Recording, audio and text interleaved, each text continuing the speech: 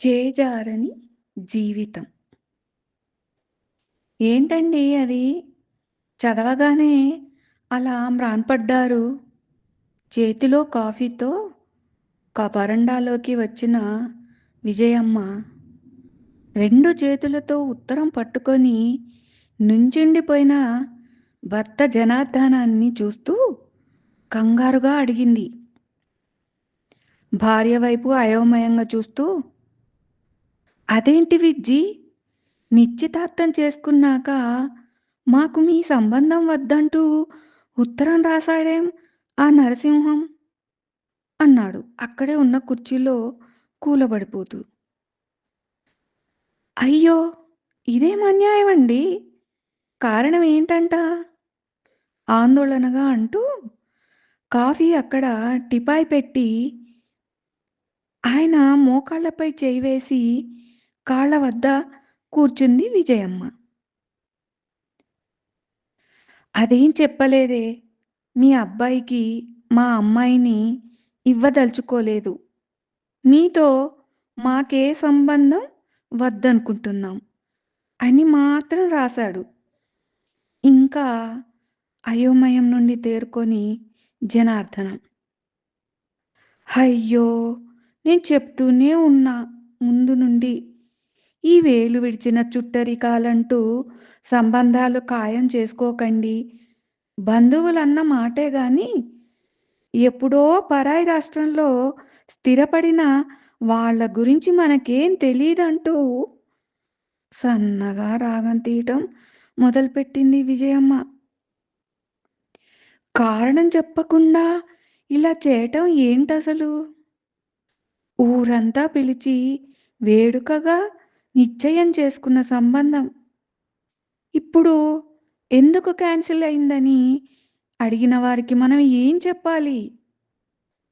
పిల్లాడిలో ఏం లోపముందో అనుకుని ఇకపై మన వాడికి సంబంధాలు వస్తాయా? ఆందోళనగా అన్నాడతను. ఓరి భగవంతుడా! ఇదేం ప్రాప్తం మాకు? చక్కని పిల్లాడు, బ్యాంకి మేనేజర్, ఒక్కడే కొడుకు, ఉన్న ఒక్క ఆడపిల్ల, అక్కకు పెళ్ళయి, పురుళ్ళు, పుణ్యాలు పూర్తయి, బాదరబందీ లేని బతుకువాడిది. ఒకరిని నొప్పించే మనస్తత్వం కాదు. ఒక్క దురలవాటు లేదు. పైగా మనమంటే పల్లెటూరులో ఉన్నాం. కానీ వాడు ఉద్యోగం చేసుకుంటూ పట్నంలోనే ఉన్నాడు కదా! ఇక మన పిల్లాడిని వద్దనుకుంటున్న కారణమేంటి? చిన్నగా శోకాలు మొదలుపెట్టింది విజయమ్మ.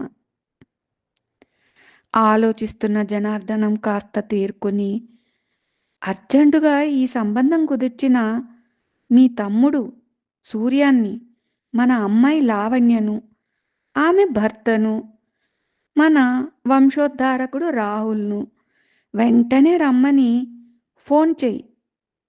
విషయం చెప్పకు. వాళ్ళు వచ్చాక ఏం చేయాలో అంతా కలిసి నిర్ణయించుకుందాం" ఏదో నిశ్చయించుకున్నట్టు అన్నాడు అతను. "ఎందుకండి? వాళ్ళందరూ అయిపోయిన పెళ్ళికి బాజాలు" అతగాడినే ఫోన్ చేసి గట్టిగా అడిగేయండి. నిశ్చితార్థం కూడా అయ్యాక మళ్ళీ ఇదేంటని మా తమ్ముడికి కూడా చెప్పి ఉండడు. లేకపోతే ఈ రోజుల్లో ఉత్తరాలేంటి, ముఖాముఖి మాట్లాడలేక వేషాల్లాగా ఉంది మరి అంది తేరుకున్న విజయమ్మ. మరే మన ఆస్తులు, ఆదాయాలు మోమాటం లేకుండా అడిగి తెలుసుకున్నోడికి మధ్యవర్తులతో పనేంటి? అయినా మీ తమ్ముడే మాట్లాడితే మంచిది అంటూ సూర్యానికి ఫోన్ చేసి విషయం చెప్పి కనుక్కొని చెప్పమన్నారు జనార్దన్ గారు. సూర్యం ఫోన్ చేసి విషయం చెప్పేసరికి మతిపోయింది ఇద్దరికీ. ఈ కారణమా నువ్వు కూడా వచ్చింది విజయమ్మకి. నవ్వవే, నవ్వుకో. ఆ అమ్మాయి వీడు జోవియల్‌గా ఉండడని వీకెండ్స్‌కి సర్ప్రైజ్ విజిట్లు, వాళ్ళమ్మకు బర్త్‌డే గిఫ్ట్‌లు పంపలేదని, వాళ్ళ కుక్కని ముద్దు చేయలేదని, గుడ్ మార్నింగ్‌లు, గుడ్ నైట్‌లు చెప్పట్లేదని, నిశ్చితార్థానికి ఇంకా తర్వాత స్పెషల్ గిఫ్ట్స్ ఇవ్వట్లేదని వద్దనేసింది ఆ అమ్మాయి. చెప్పు నీ పుత్రరత్నానికి, నీ బంగారు తల్లికి విసుక్కుంటూ బయటికి వెళ్ళిపోయారు. సోధ్యం కాకపోతే ముందే చెప్పాడుగా ఎగ్జామ్స్ ఉన్నాయని, క్రెడిట్ వస్తే జీఎంగా ప్రమోషన్ వస్తుందని. ఆ పిల్లకేమన్నా పిచ్చా? పెళ్ళికి ముందే ప్రమోషన్ రావాలని నా కొడుకు కష్టపడుతుంటే అర్థం చేసుకోకుండా ఈ గిఫ్ట్‌ల గోలేంటి? తిట్టుకుంటూ కూతురికి ఫోన్ చేసి వివరం చెప్పి బాధపడింది. లావణ్య కూడా మీ అల్లుడికి కూడా నాన్న ఇప్పుడే చెప్పారు. ఈ రోజుల్లో అమ్మాయిలు పై పై వేషాలకే ప్రాముఖ్యత ఇస్తున్నారు. రాహుల్ మంచిగా కాబోయే భార్య కోసం అన్ని సౌకర్యాలు గల ఇల్లు కొనాలని, పెళ్ళయ్యాక ఏ లోటు ఉండకూడదని ఆలోచిస్తుంటే ఇదేం పని? అయినా నాన్న పట్టుపట్టి అన్నారు గాని నాకు కూడా ఏమీ నచ్చలేదు ఆ అమ్మాయి. ఫేస్‌బుక్, ఇన్‌స్టాగ్రామ్ అందులో ఫోటోలు అప్‌లోడ్ చేయటం, లైక్‌లు లెక్కేసుకోవడం, మేకప్ మీద శ్రద్ధ ఇవి తప్ప ఇంకేం కనబడలేదు నాకు.